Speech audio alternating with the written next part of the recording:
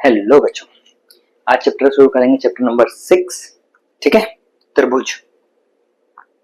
आइए तो बोर्ड पे ले चलते हैं आपको। और बहुत दिन हो गए थे समांतर श्रेणी पढ़ते पढ़ते पढ़ते पढ़ते। बहुत बड़ा चैप्टर था, बहुत सारे क्वेश्चंस थे, हमने काफी क्वेश्चंस किए, बहुत मजा आया समांतर श्रेणी के अंदर। उम्मीद करते हैं इतना ही मजा आपको इसमें पढ़ने में है। ठीक है, बोर्ड पे ले चले आपको। त्रिभुज चैप्टर नंबर 6। देखिए, बोर्ड की जो आपकी बुक की भाषा है, मैं आपको उस पे ले जाने से पहले अपनी भाषा में, जो हमेशा की तरह मैं करता हूँ, वो पहले मैं अपनी भाषा में पूरा आपको त्रिभुज समझा देता हूँ।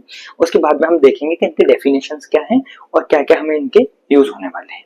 ठीक है, सुनो बस सुनते जाना। 5 या 10-15 मिनट लगने वाले, खूब से खूब 15 मिनट में पूरा का पूरा त्रिभुज समझ जाएंगे।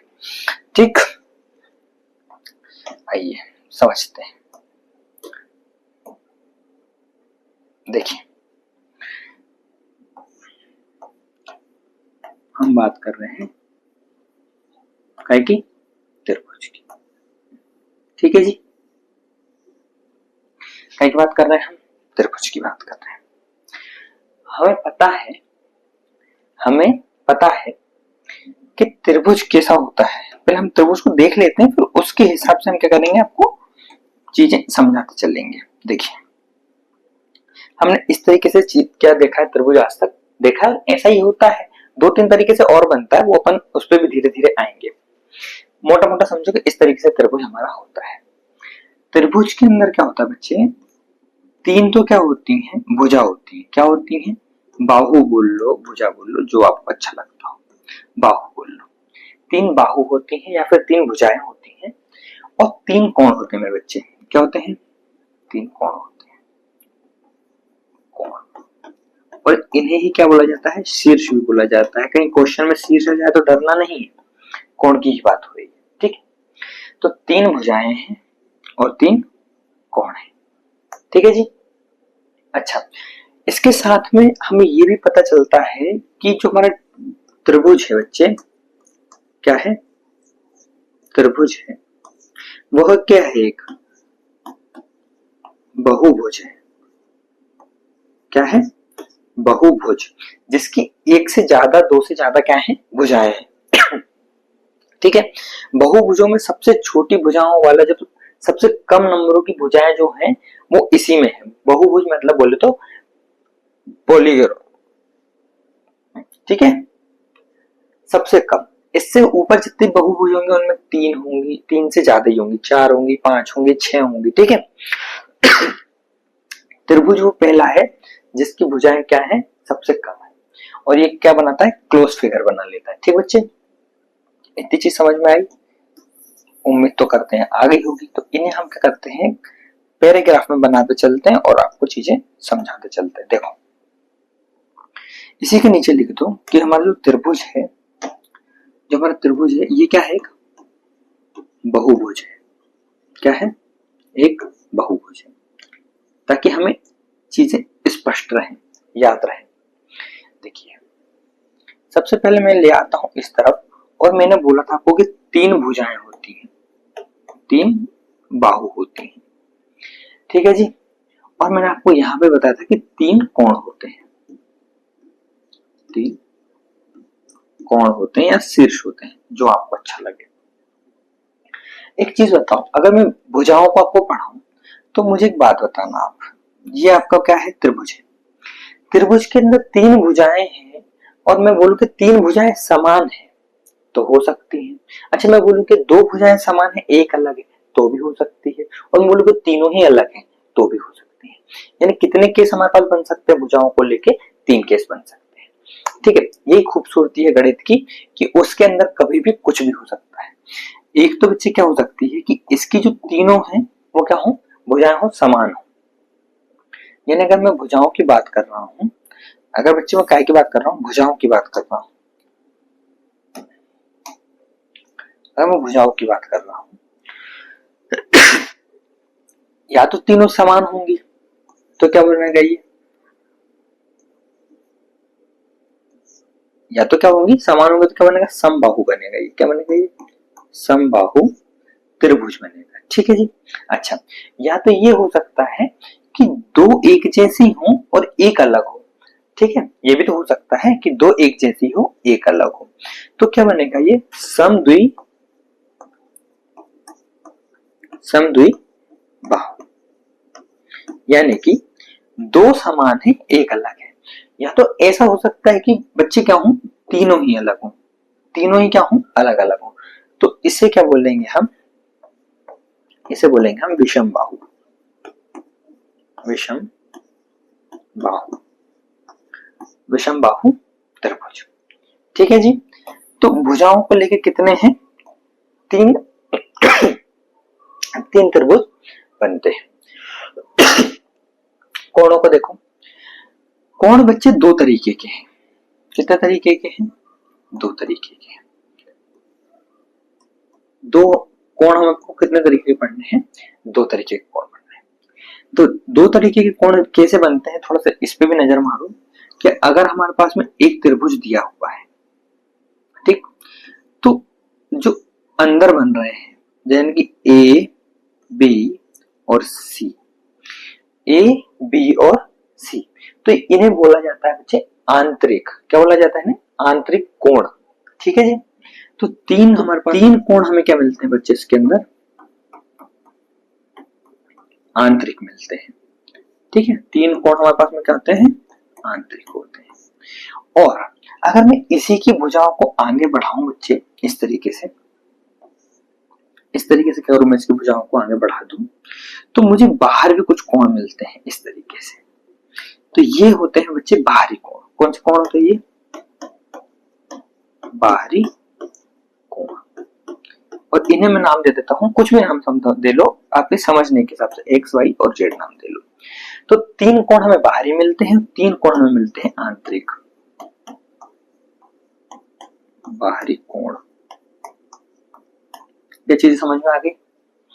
ठीक है जी, तीन हमें आंतरिक मिलते हैं, तीन हमें बाहरी मिलते हैं, इतनी बात क्लियर हो गई जी।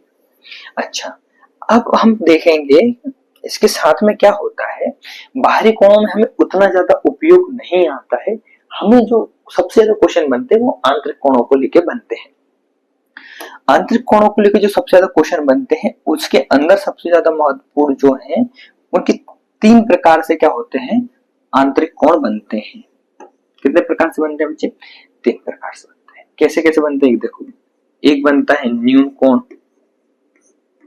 न्यून कोण, न्यून कोण त्रिभुज, त्रिभुज आप बिल्कुल लगा लें, ठीक है। न्यून कोण, न्यून कोण का मतलब होता है बच्चे कि जो हमारे पास में थीटा दिया हुआ है, जो हमारे पास में अंदर जो कोण दिया हुआ है, जो हमारी भुजाएं मिल रही हैं वो किसी एक थीटा पे मिलती हैं, एक कोण बनाती हैं, और वो जो कोण है बोलते हैं उसे ही हम क्या बोलते हैं, थीटा। और न्यून कोण के तहत ये जो थीटा है बच्चे ये 90 डिग्री से छोटा होता है। क्या होता है, ये 90 डिग्री से छोटा होता है। अगर किसी भी कोण के अंदर थीटा 90 डिग्री से छोटा है तो न्यून कोण त्रिभुज कहलाता है। दूसरा होता है समकोण बाबू, समकोण।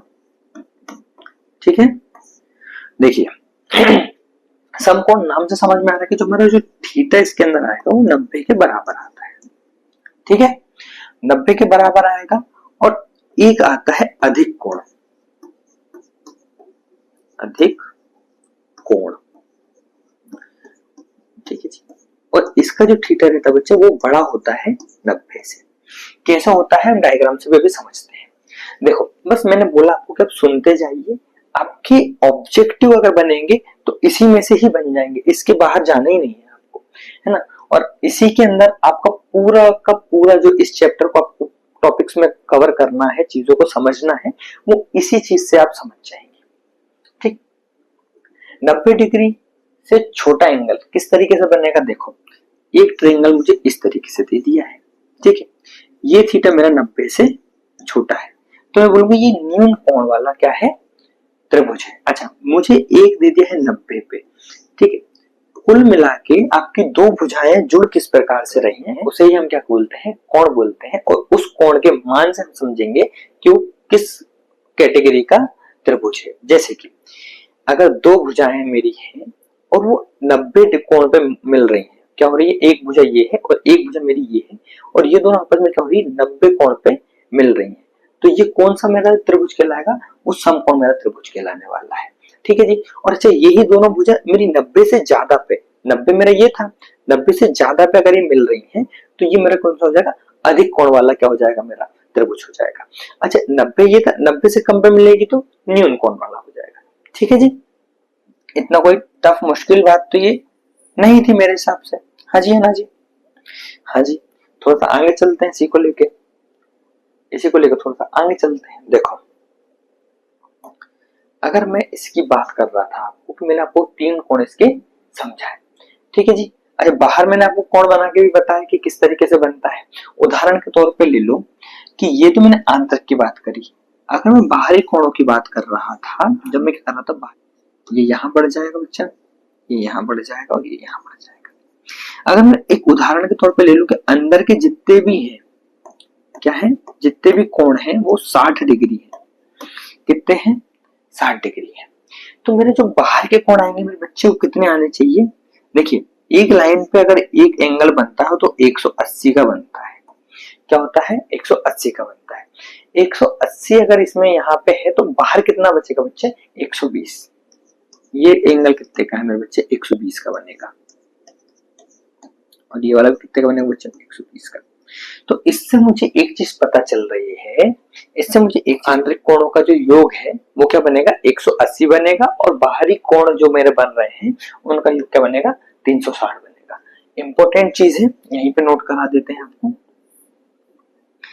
यहीं पे नोट कर लो कि जो आंतरिक कोण है, मतलब कोण ए जमा बी जमा सी, ठीक है, बराबर क्या होंगे बच्चे, 180 होंगे। ठीक, और ये कौन से कोण है, ये आंतरिक कोण है मेरे बच्चे। कौन से कोण है ये, आंतरिक कोण।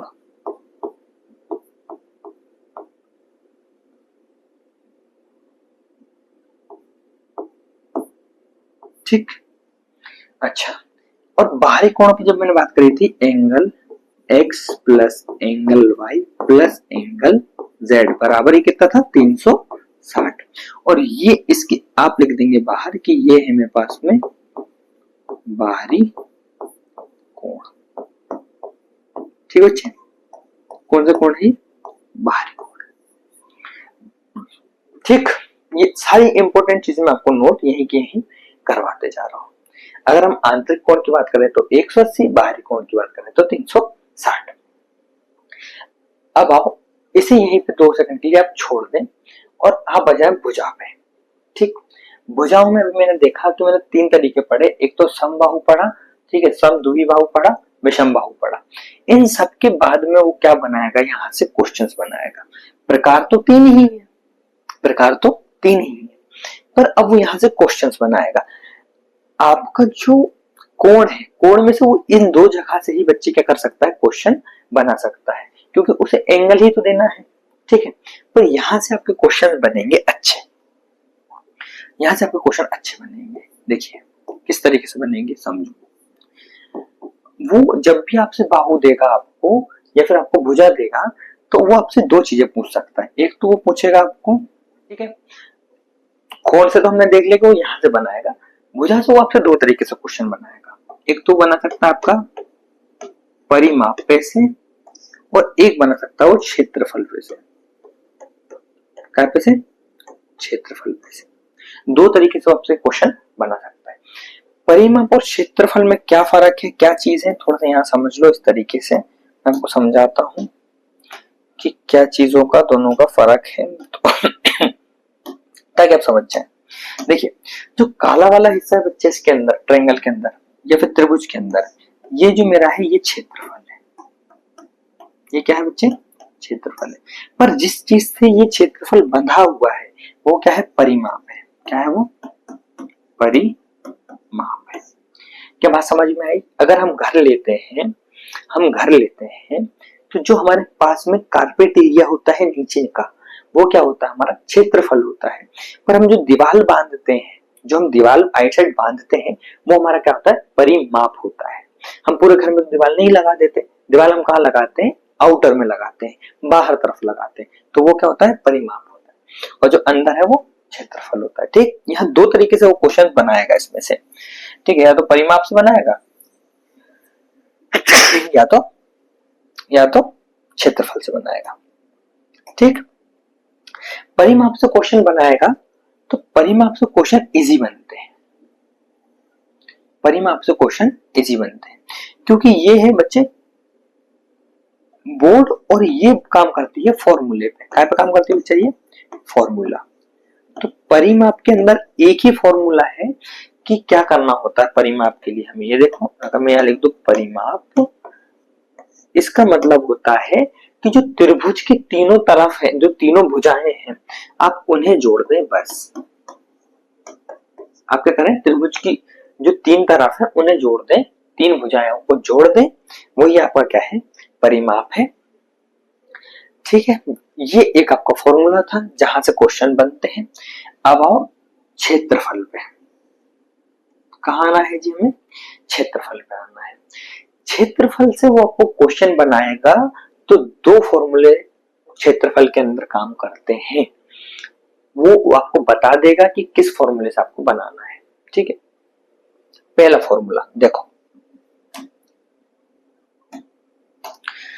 क्षेत्रफल के अंदर दो फॉर्मूले जर्नली काम करते हैं। अगर मैं बोलूं कि त्रिभुज का क्षेत्रफल निकालना है, मुझे क्षेत्रफल निकालना है, तो इसके लिए एक फॉर्मूला जो जर्नली सबसे ज्यादा काम करता है वो होता है 1/2 लंबाई गुणा आधार।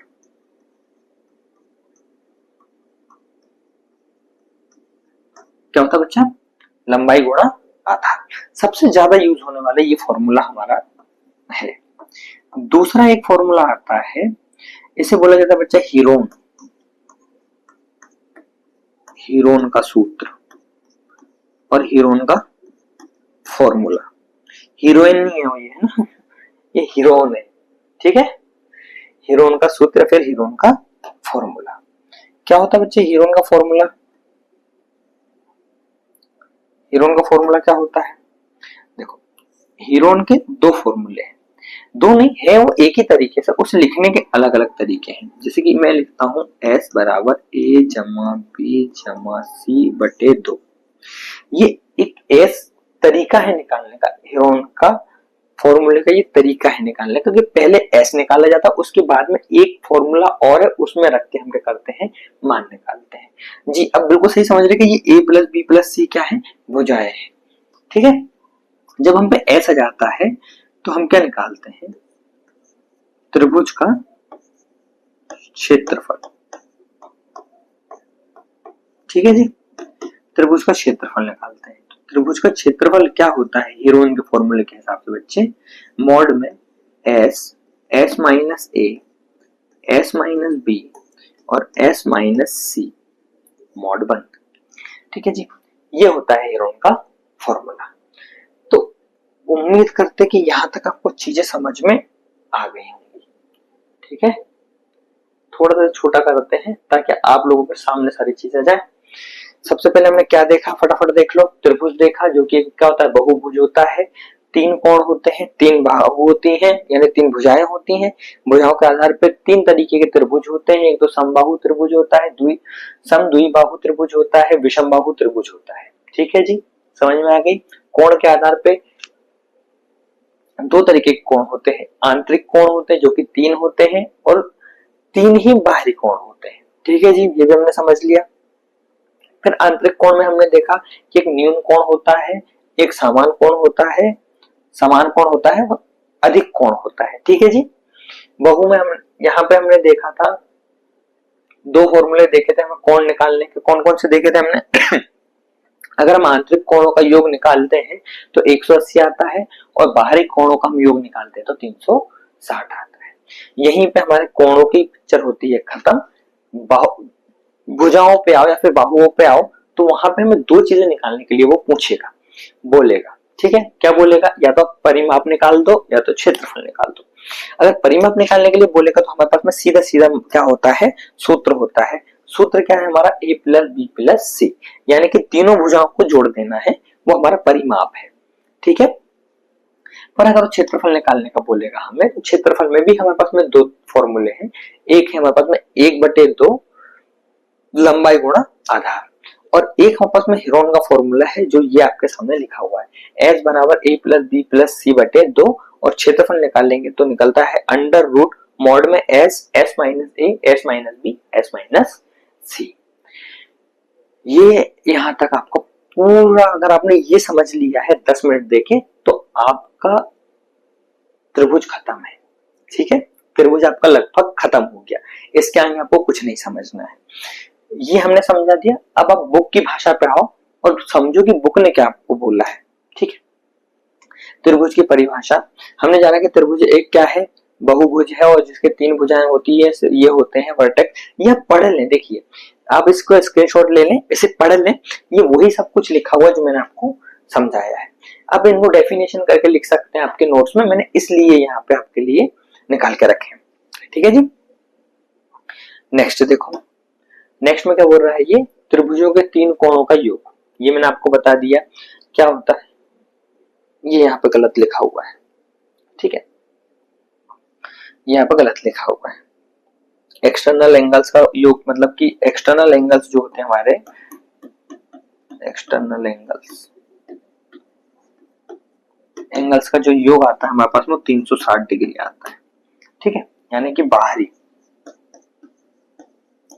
बाहरी कोण और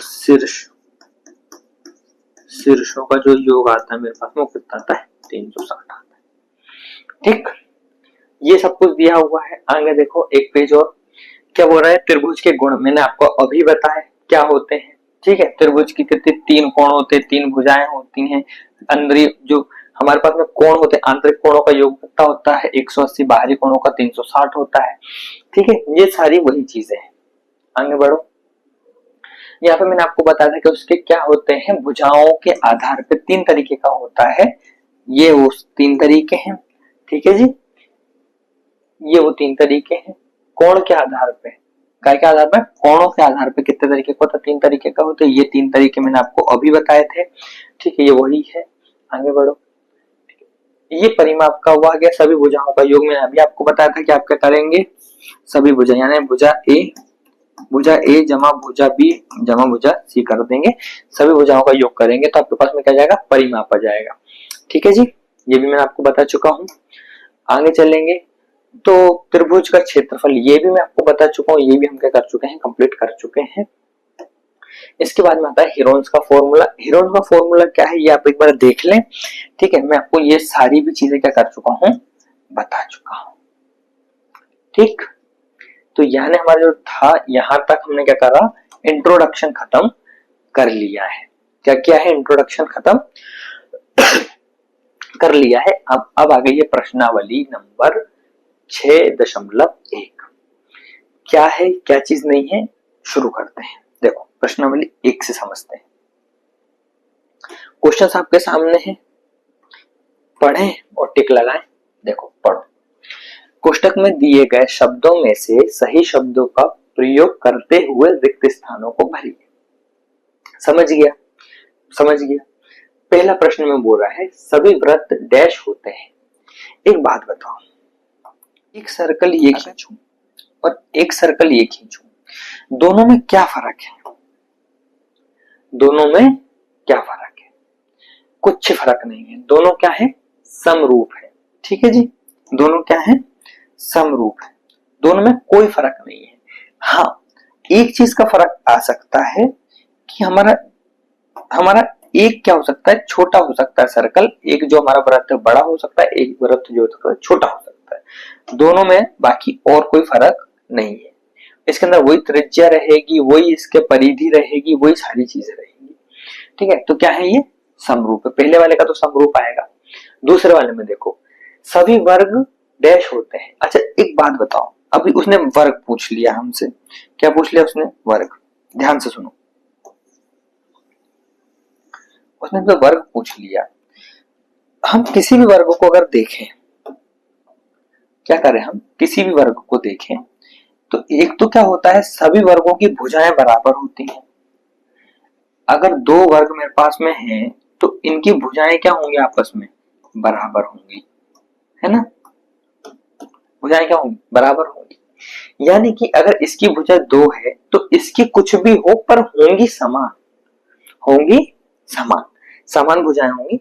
और जब भी हम वर्ग की बात करते हैं तो ये जो कोण बनते हैं इसके अंदर, वर्ग के अंदर, तो ये बनते हैं बच्चे 90 डिग्री के। कितने बनते हैं, 90 डिग्री के। ठीक है, चाहे वो छोटा हो वर्ग चाहे बड़ा वर्ग हो, पर रहेगा उसका कोण 90 डिग्री का ही, और उसकी भुजाएं भी क्या होंगी, समान होगी। तो इस हिसाब से सेकंड वाले का भी क्या आएगा, समरूप ही आएगा। थर्ड वाला देखो, सभी डैश त्रिभुज समरूप होते हैं। सभी त्रिभुज में ना, ये क्वेश्चन आपको कुछ देर पहले करवाया है, अगर आप समझ पाएंगे तो ये आप समझ गए होंगे कि इसका क्या आंसर आएगा। कुछ देर पहले करवाया था मैंने आपको ये, सभी डैश त्रिभुज समरूप होते हैं। समरूप वो तभी होंगे, कब होंगे, जब समान होंगे। और समान त्रिभुज मैंने आपको बताया था, समबाहु त्रिभुज ही ऐसा है जो समान होता है। ठीक है, तीनों तरफ से एक जैसा अगर कोई है, अगर तीनों तरफ से कोई एक जैसा त्रिभुज हमें दिखता है तो वो समबाहु त्रिभुज ही है, जो एक हमें तीनों तरफ से एक जैसा दिखता है। और इसके कोण भी क्या होते हैं, आपस में समान होते हैं, है ना, बताया था मैंने आपको। तो यहाँ पे क्या आएगा, समबाहु त्रिभुज। भुजाओं की समान संख्या वाले दो बहुभुज समान रूप होते हैं यदि उनकी संगत कोण डैश हो। देखिए, संगत कोण, अगर संगत कोण बराबर नहीं होंगे, अगर कोण ही बराबर नहीं होंगे तो क्या बहुभुज बराबर होंगे, क्या नहीं होंगे।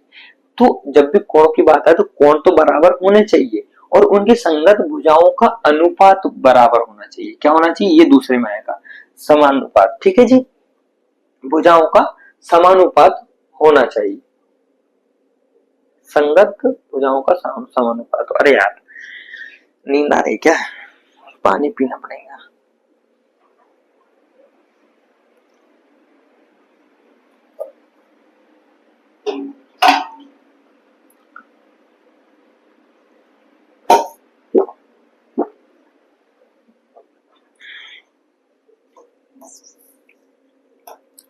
क्वेश्चन नंबर 4, भुजाओं की समान संख्या वाले दो बहुभुज समान समरूप होते हैं यदि उनकी संगत कोण डैश हो तथा, देखिए डैश हो तो भाई कोण तो बराबर होने चाहिए। अगर कोण बराबर नहीं है तो बहुभुज क्या बराबर नहीं है। ठीक है जी, तथा उनकी संगत भुजाएं डैश हो तो समानुपात हो। ठीक है जी, तो दूसरे वाले में क्या आएगा, समानुपात आएगा। अच्छा, सेकंड वाले को तो देखिए, निम्नलिखित युग, एक सेकंड